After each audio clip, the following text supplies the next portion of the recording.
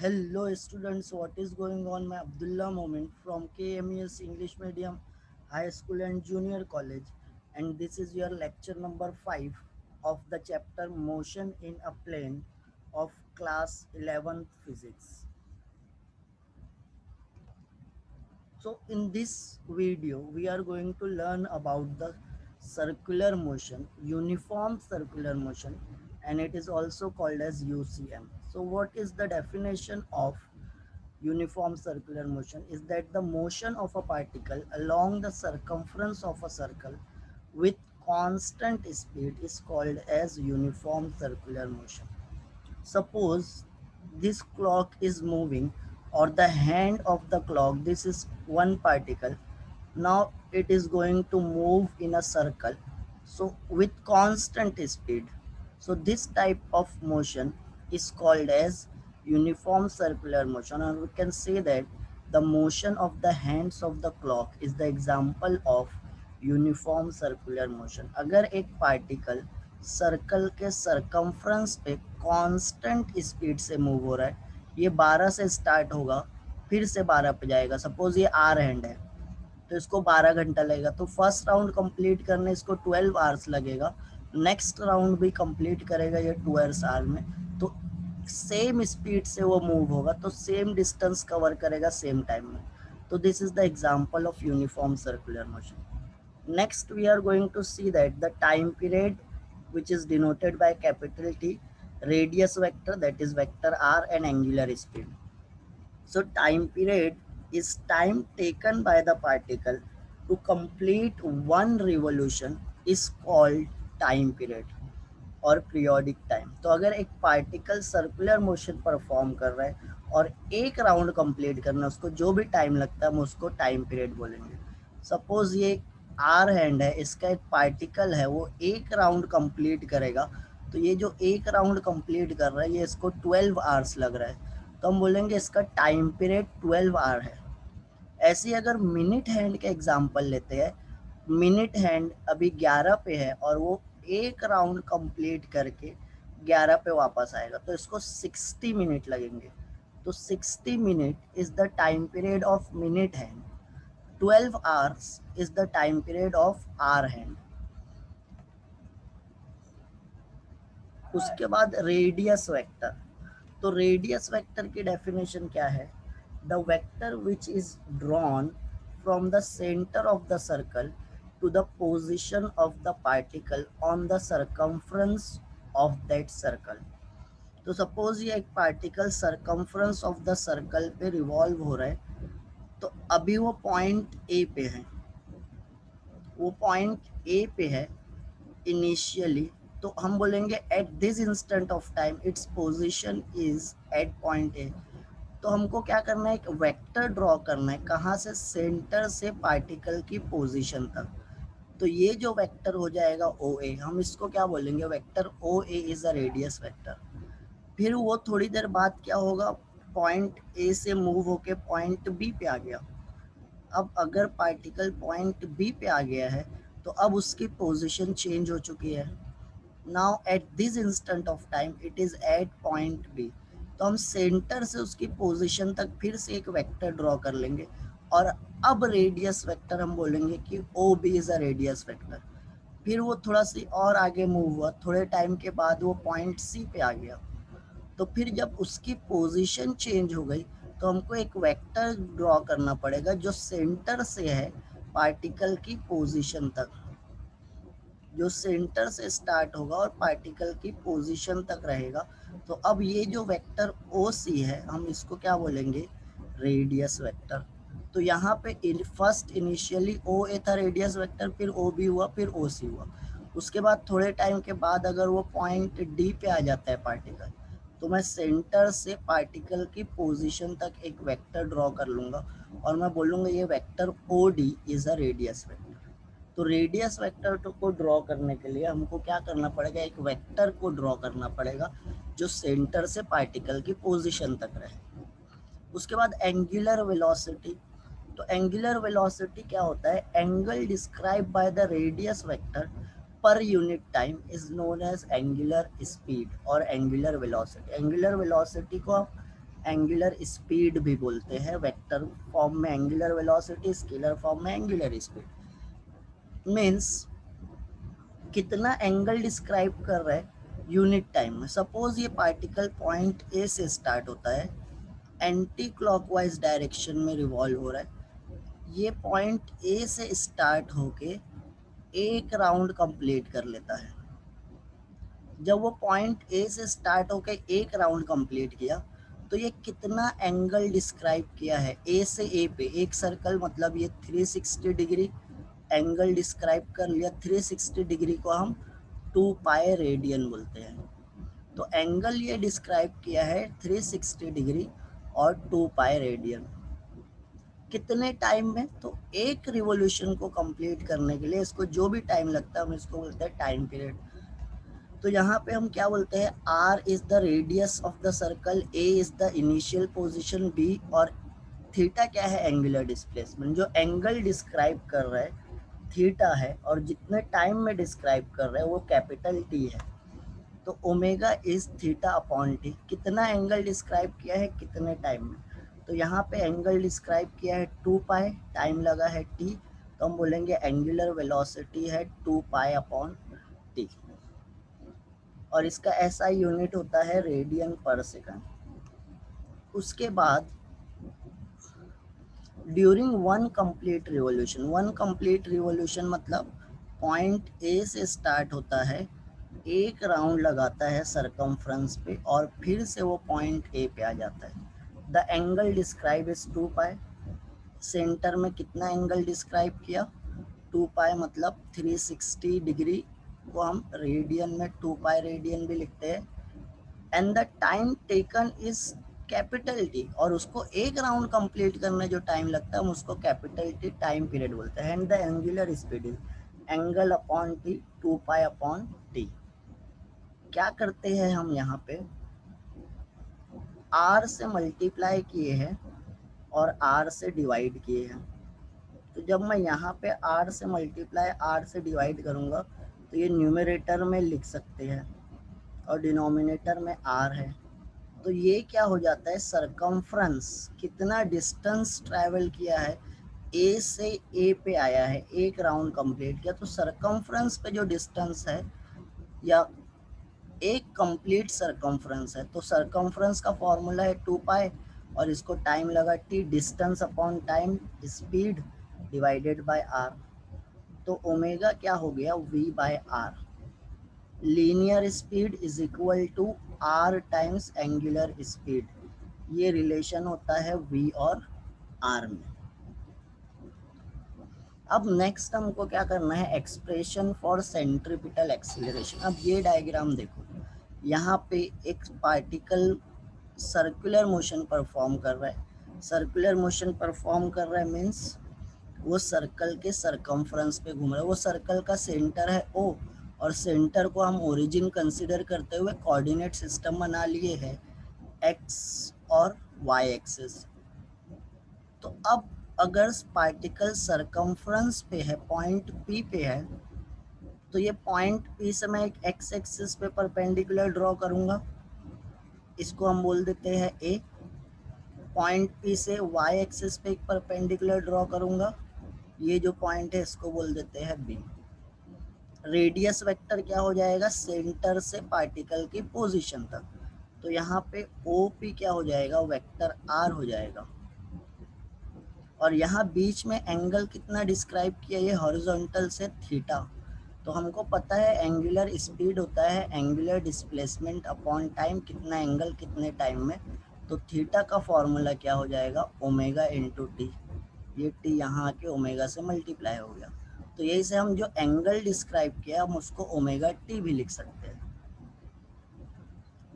अब इसके बाद क्या करना है, हमको आर की इक्वेशन लिखना है। अब देखो आर एक रेडियस वेक्टर है, ओ ए एक दूसरा वेक्टर है, इसको हम बोलते हैं वेक्टर एक्स, और ए पी वेक्टर वाई। यहाँ पे क्या होगा, vector O B is equal to vector A P is equal to vector Y. O B Y axis पे है ये एक वेक्टर, उसके पैरेलल और इक्वल मैग्नीट्यूड में डायरेक्शन में, तो वो सेम वेक्टर होता है। ऐसे ही vector O A is equal to vector B पे, ये क्या हो जाता है एक्स एक्सिस। अब एक्स एक्सिस के अलाउंग जो यूनिट वेक्टर होता है वो होता है आई कैप। तो हम क्या लिखते हैं, unit vector in the direction of any vector is that vector upon magnitude of that vector। तो यहाँ पे vector x can be written as i cap x। ऐसे ही वेक्टर y कौन सी डायरेक्शन में, y, तो j cap magnitude of y। और यहाँ पे जब हम ट्रायंगल लॉ अप्लाई करेंगे, जब यहाँ से यहाँ तक मैं ट्रायंगल लॉ अप्लाई करता हूँ, कौन से, देखो ये पॉइंट है O, यहाँ से P तक एक रेडियस वेक्टर वेक्टर R गया, ये नीचे वाले वेक्टर x है और ये वेक्टर y है। ये दोनों वेक्टर का समेशन ये वेक्टर के इक्वल होगा, तो हम लिख सकते हैं vector R is equal to vector x plus vector y।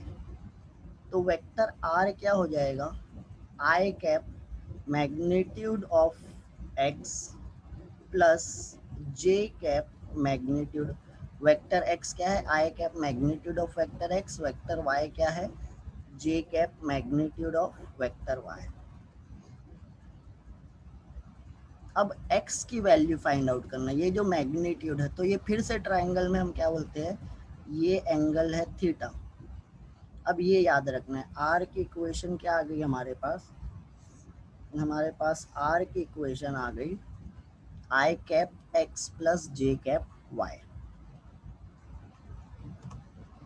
तो यहाँ पे मैं वेक्टर r की इक्वेशन लिख लेता हूँ, i cap magnitude of x plus J cap magnitude of y। ये r की, ये वेक्टर x है, ये वेक्टर y है। अब देखो ये ट्रायंगल में हम ये पॉइंट को a बोल रहे थे, तो triangle O A P sine theta का फॉर्मूला अप्लाई करते हैं। जब साइन थीटा का फॉर्मूला अप्लाई करेंगे तो साइन थीटा का फॉर्मूला होता है अपोजिट अपॉन हाइपोटेनस। थीटा का अपोजिट साइड क्या है, y, हाइपोटेनस क्या है, r। तो ये जो r है यहाँ पे आ जाएगा साइन थीटा के साथ, और हम बोलेंगे y is equal to r sine theta. और थीटा किसके इक्वल है, ओमेगा टी के, तो r is equal to sine omega T. y की इक्वेशन आ गई, वो हम y की जगह पुट करने वाले हैं। ऐसे ही x की इक्वेशन फाइंड आउट करना है। x देखो ट्रायंगल में कौन सा साइड है, एडजेसेंट साइड है। एडजेसेंट साइड मतलब cos थीटा का फॉर्मूला होता है एडजेसेंट अपॉन हाइपोटेनस।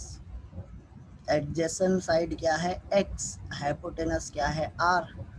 r यहाँ पे आ जाएगा तो x हो जाएगा r cos थीटा, और थीटा क्या है यहाँ पे देखो ओमेगा टी, तो r cos ओमेगा टी।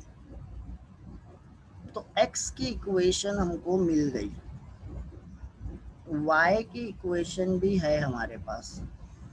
ये जो x और y है, y की जगह y की इक्वेशन, x की जगह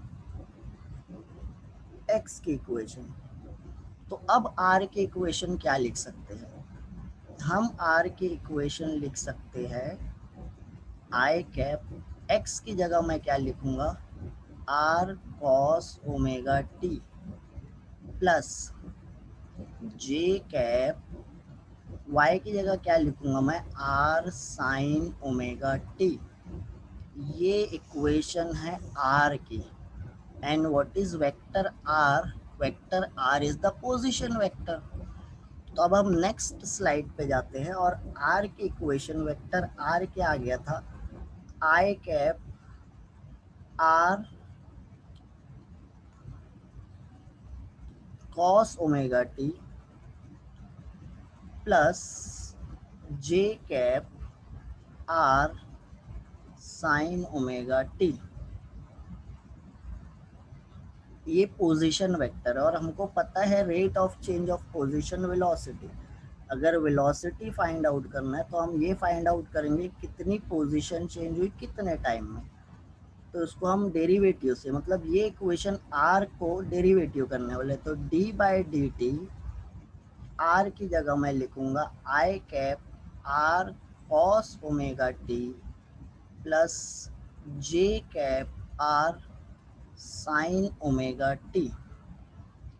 अब जो कांस्टेंट है ना, डेरिवेटिव दोनों के साथ जाने वाला है, तो v क्या हो जाएगा, v can be written as d by D T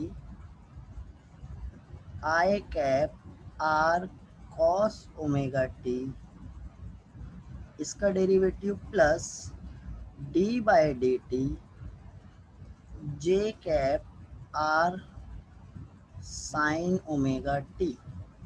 constant i और r है, तो हम आई कैप आर ऐसे ही बाहर ले लेंगे, हम डेरिवेटिव करने वाले हैं कॉस ओमेगा टी का, प्लस ऐसे ही यहाँ पे जे कैप आर कांस्टेंट हो जाएगा, हम डेरिवेटिव करने वाले हैं साइन ओमेगा टी का। कॉस थीटा का डेरिवेटिव होता है minus sine theta, sine theta का डेरिवेटिव, तो यहाँ पे मैं लिखूंगा i cap r minus sine theta की जगह हमारे पास ओमेगा टी है, plus J cap are cos omega t. फिर उसके बाद कॉस ओमेगा टी का डेरिवेटिव देखो, कॉस ओमेगा टी, अब यहाँ पे हमारे पास थीटा नहीं ओमेगा टी है, तो एक बार पूरा फंक्शन का और एक बार सिर्फ डेरिवेटिव हम करेंगे ओमेगा टी का। अब हम बोल रहे हैं ये यूनिफॉर्म है, तो ओमेगा कांस्टेंट है वो बाहर आ जाएगा, D T upon D T cancel हो जाएगा, तो ओमेगा यहाँ पे लिखेंगे और ओमेगा यहाँ पे लिखेंगे। तो अब हमारे पास v की इक्वेशन जो हो गई है वो क्या हो गई है, minus I cap are sine omega T into omega plus J cap are cos omega T into omega. तो ये v की इक्वेशन को अब हम यूज करने वाले हैं नेक्स्ट स्लाइड में। नेक्स्ट स्लाइड में यहाँ पे हम v की इक्वेशन लिख लेते हैं, minus I cap are omega sine omega T plus J cap are omega cos omega T. अब ये वेलोसिटी हमको फाइंड आउट करना है एक्सीलरेशन, तो rate of change of velocity is nothing but acceleration. तो फिर से ये v की इक्वेशन का डेरिवेटिव करेंगे, तो d by D T minus I cap are omega sine omega T plus J cap are omega cos omega T. दोनों function दोनों टर्म्स के साथ चले जाएगा डेरिवेटिव, तो acceleration can be written as d by D T minus I cap are omega sine omega T plus second term के साथ भी derivative J cap are omega cos omega T. तो यहाँ पे क्या हो जाएगा, अब जो कांस्टेंट टर्म है minus I cap are omega, derivative किसका होने वाला है साइन ओमेगा टी का, plus J cap are omega, derivative किसका होने वाला है कॉस ओमेगा टी का। तो साइन ओमेगा टी का डेरिवेटिव हो जाएगा कॉस ओमेगा टी और इनटू एक बार omega t omega plus J cap are omega, cos omega T का डेरिवेटिव होता है माइनस साइन ओमेगा टी और एक बार ओमेगा टी का डेरिवेटिव ओमेगा। अब देखो ये ओमेगा और ये ओमेगा मल्टीप्लाई होगा ओमेगा स्क्वायर, तो minus I cap are omega square cos omega T, ये माइनस और ये plus, minus J cap are omega square sine omega T. Minus common ले लेते हैं, ओमेगा स्क्वायर कॉमन ले लेते हैं, हमारे पास बचेगा minus I cap are cos omega t. अच्छा माइनस कॉमन ले लिए तो ये प्लस हो जाएगा, plus J cap are sine omega t, और ये i cap are cos omega T, ये इक्वेशन है आर की। तो अब हमारे पास एक्सीलरेशन क्या हो जाएगा, minus acceleration is equal to minus omega square vector r. तो this is the equation of centripetal acceleration, centripetal acceleration की इक्वेशन है। तो सेंट्रीपिटल एक्सीलरेशन क्या आ जाता है हमारे पास, minus omega square r. This is your centripetal vector r रहेगा। अब हमको पता है कि omega is equal to v by are, तो जब आप ओमेगा का स्क्वायर करोगे तो वी स्क्वायर भी हो जाएगा आर स्क्वायर भी। तो acceleration is equal to minus V square R square R, ये आर और ये आर कैंसिल हो जाएगा, एक वी स्क्वायर बाय आर। ये भी एक फॉर्मूला है आपके एक्सीलरेशन का। कौन सा एक्सीलरेशन है ये, सेंट्रीपिटल एक्सीलरेशन है। So this is the equation of centripetal acceleration. I hope you liked it. I will catch you next time.